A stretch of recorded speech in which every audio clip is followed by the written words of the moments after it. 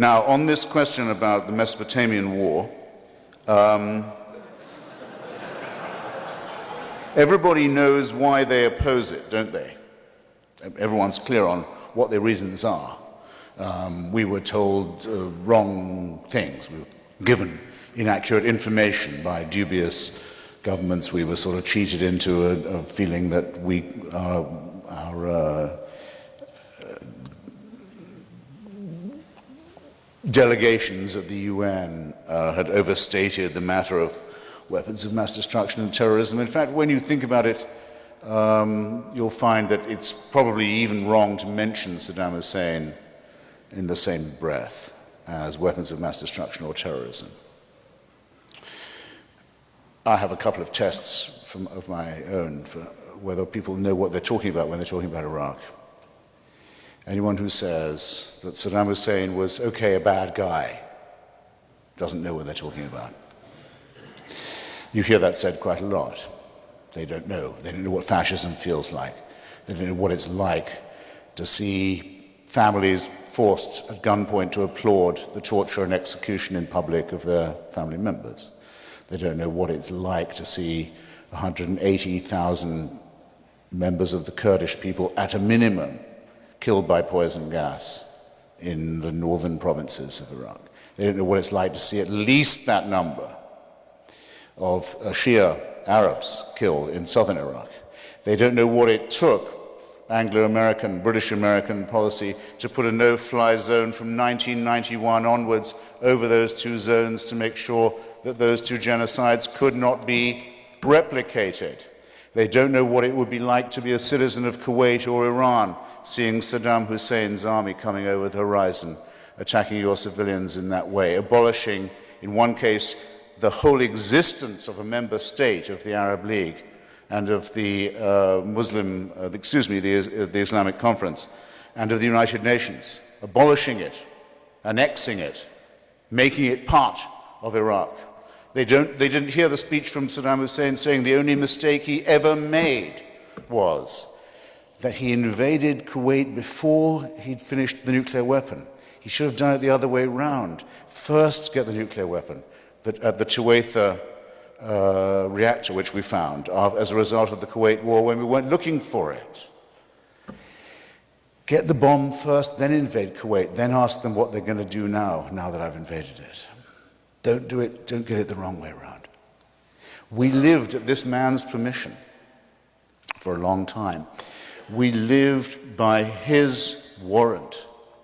Only his stupidity allowed us to be as complacent as we were. And in the meantime, fighters in northern and southern Iraq were fighting against a tyrant who we should have been fighting ourselves.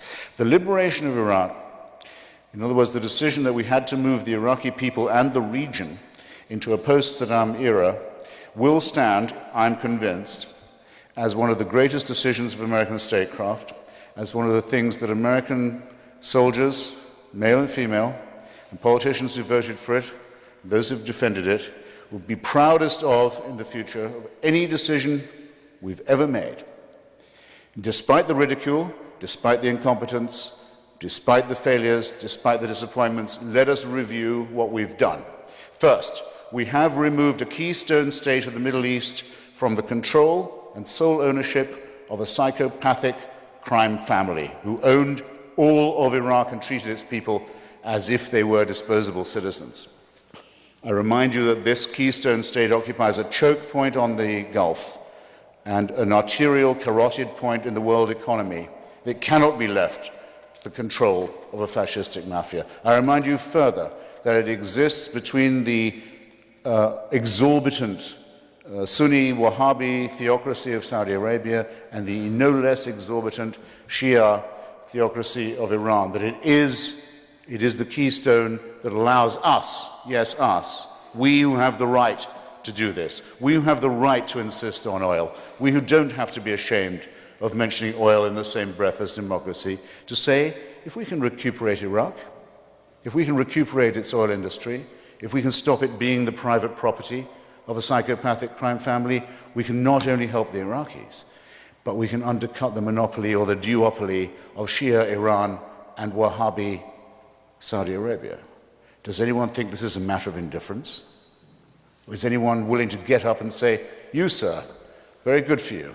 I admire your nerve. I wouldn't mind if you were the only one, as you seem to be. You're indifferent to it. The rest of us here, voters and consumers, all believers in freedom, might possibly want to take the view that it can't be for us a nothing question what happens to Iraq. We'll add, in the remaining time, that we have brought one of the great war criminals of the world to justice and put him and his crime family and his main complicit associates on trial in public in a country where, until recently, very recently, it was death, slow death, very slow death, to possess a cell phone or a satellite dish. That we have undone what UNESCO calls the greatest crime against the human ecology ever committed, the destruction of the marshes of southern Iraq, the oldest wetlands in the Middle East, the smoke and destruction of which could be seen from the space shuttle, so terrible was the environmental decay. That we have proclaimed the autonomy of the Kurdish people, the oldest and largest nation in the world not to have a state of their own, and that where they live in their federalized, democratized provinces in northern Iraq, which were released from Saddam Hussein's control a full 12 years before the liberation of the rest of the country, business flourishes, press flourishes, democracy flourishes, civil society flourishes. The sooner, the earlier the intervention by the British and American forces in Iraq, in other words, the happier, the sooner, the greater, the deeper, the more enduring, and the more useful in the future is the outcome. I'm willing to defend, because I've just seen time, I'm willing to defend and underline and repeat and restate and emphasize everything I have said so far. So all of you who've come here under the pathetic illusions peddled by Hillary Clinton, Harry Reid, and MoveOn.org have all your work still ahead of you. And you thought it was going to be easy, didn't you? Bye now. Everybody knows that there isn't a single clever person here who doesn't know, is there, or watching this on a webcast, who doesn't know that you can't mention weapons of mass destruction and Saddam in the same breath, even though he used them against Iran and against the Kurds, wrongly described as his own people within the borders of his own country, and was continuing to incubate and maintain the capacity to recover them.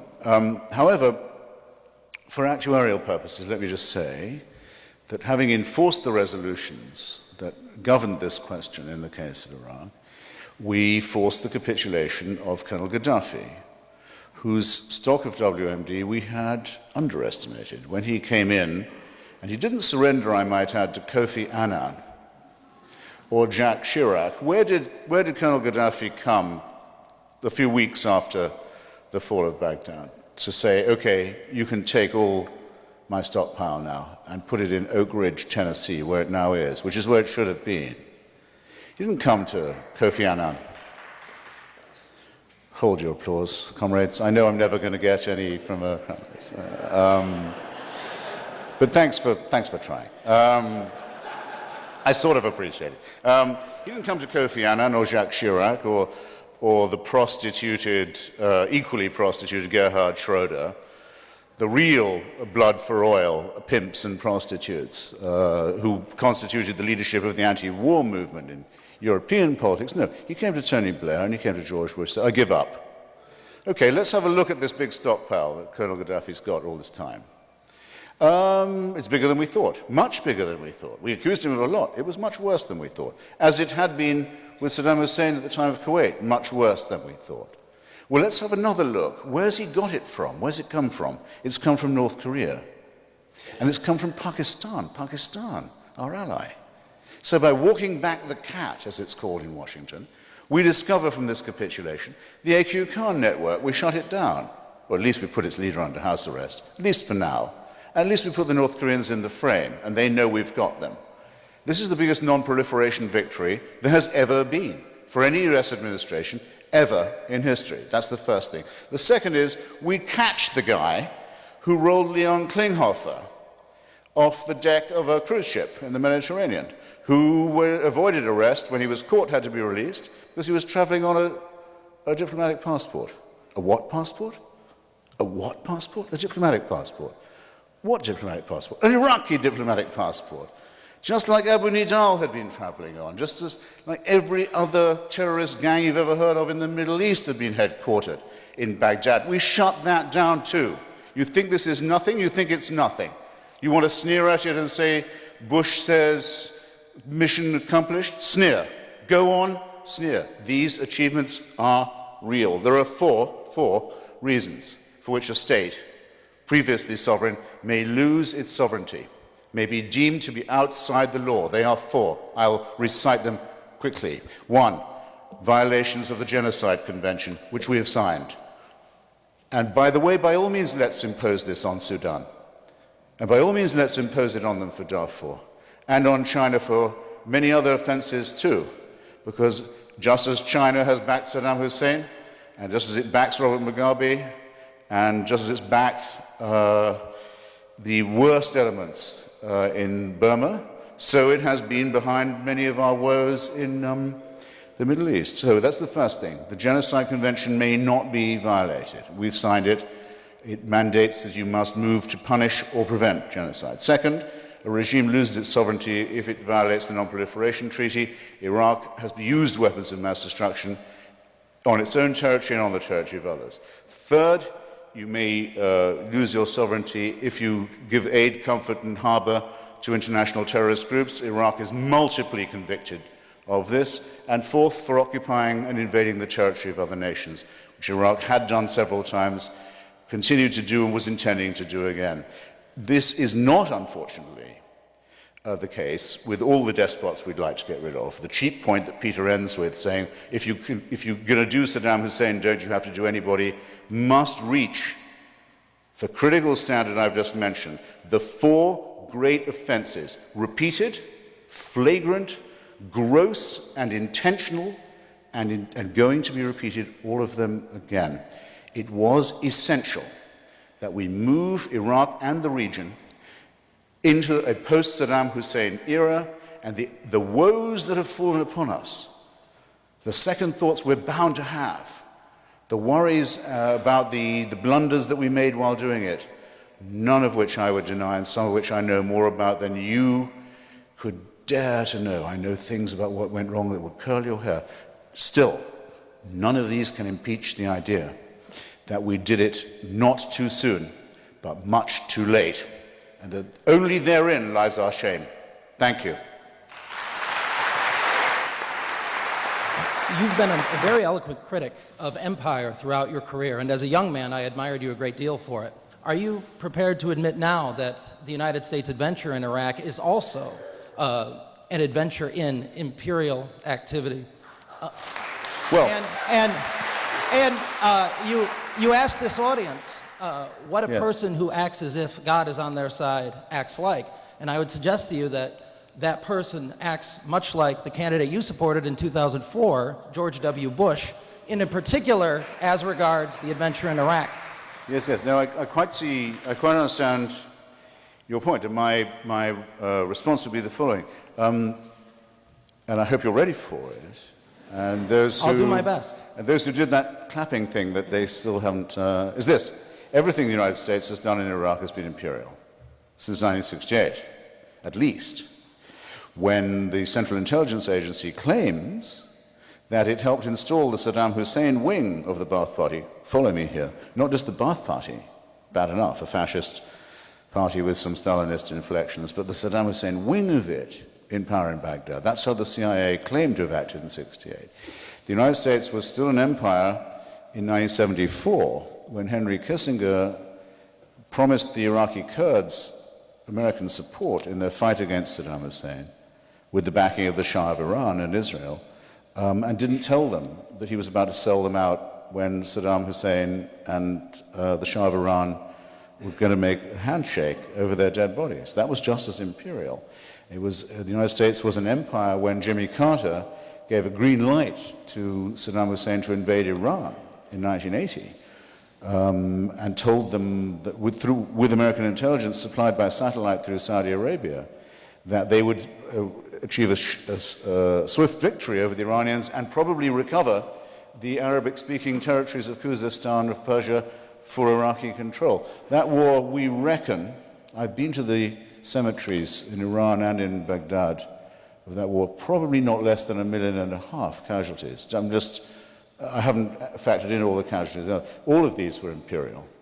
In other words, if the United States is either imperial or it isn't, if it is, it's just as imperial not to intervene in Iraq and to leave the status quo the way it is, as it is to intervene. In 2003, for the first time I know about, the United States intervened in Iraq on the right side. And I'm proud of having advocated that policy. Okay? I knew I wouldn't get any applause. But I just want you to know that's what I think is the distinction. No, hold, please, that's the distinction.